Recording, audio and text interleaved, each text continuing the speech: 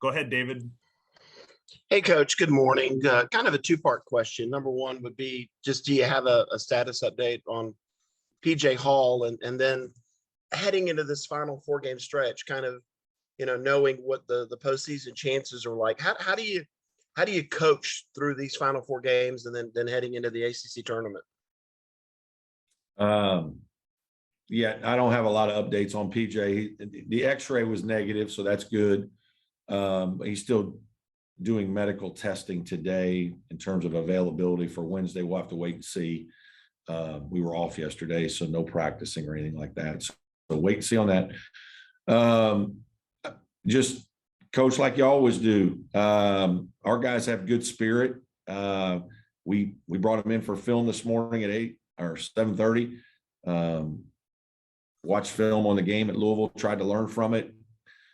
Show the things we did well, show things we got to improve, just appeal to guys' competitive spirit about, getting better and learning and trying to become a better player and better team. And we've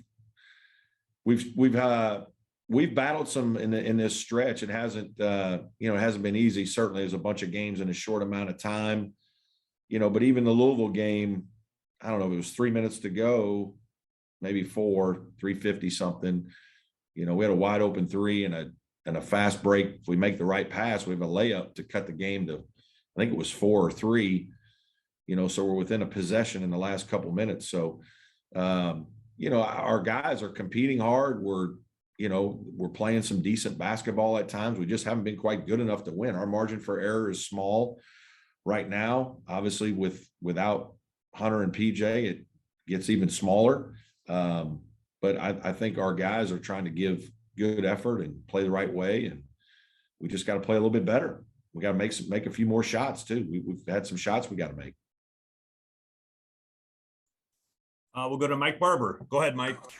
Hey, Brad. Along a similar vein, when teams sometimes get into a long losing streak, coaches might try to shake something up, just do it different to I don't know, change the vibe. But you mentioned you guys haven't played poorly. So have you tried to change the vibe, or is it kind of stay the course, do what you're doing, get a little better? What is the approach?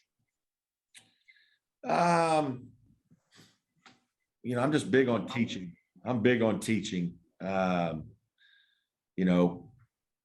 Keep teaching, keep coaching, keep trying to educate your guys, keep trying to make them understand you believe in them, you believe in your team. We need to execute better. We might need to compete and win a few. We got to win a few more one-on-one matchups too. There are situations where we guard good action and, it comes down to a one-on-one play. We got to stop our guy. We haven't changed anything drastically.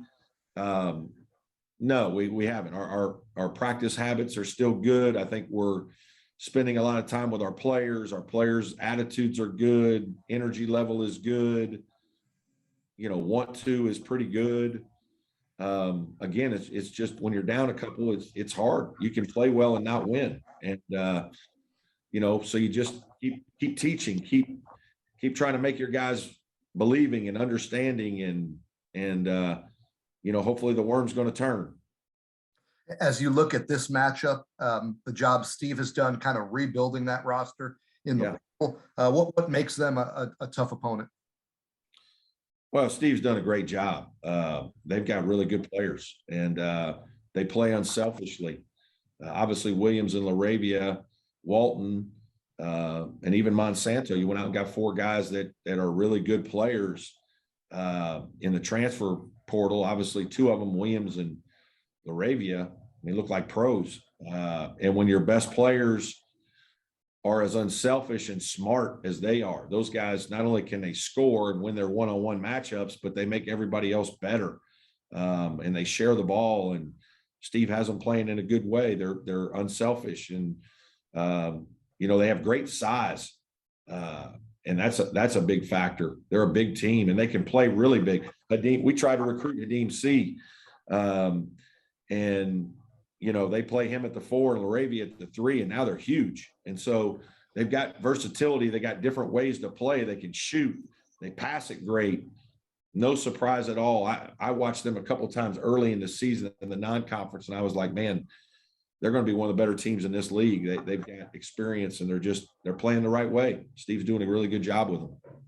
When did you try to get C? Was that one of his transfers or originally? Yeah, we tried in this last transfer. Last cycle. Thanks, Brad. Mhm. We'll go to Matt Connolly. Go ahead, Matt.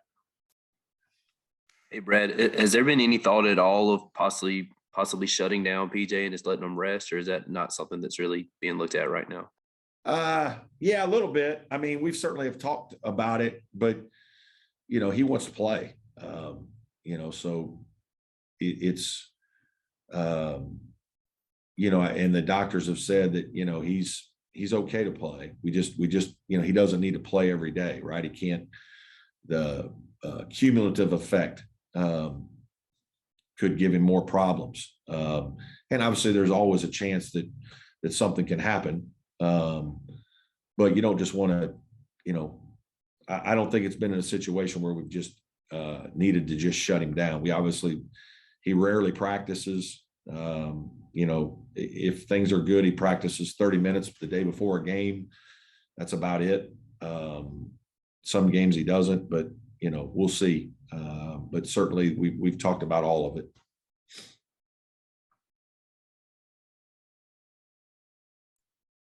Any other questions for Brad? Oh, we got one from David Teal. Go ahead, David.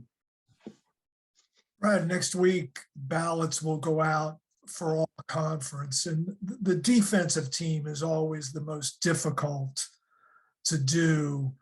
If I just say to you, best defenders in the ACC, be it perimeter, rim, what guys come to your mind? And I know it won't be an inclusive list. I'm putting you on the spot. Yeah, I need time to think. Obviously, Mark Williams is the guy that sticks out tremendously to me. Leaky Black, I think, is a good defensive player for sure. Man, my mind's not in a great place right now, as you can imagine. That's all I can come up with on the top of my list.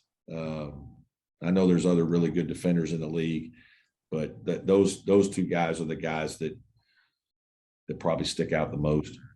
Thank you. Yeah, it was great help.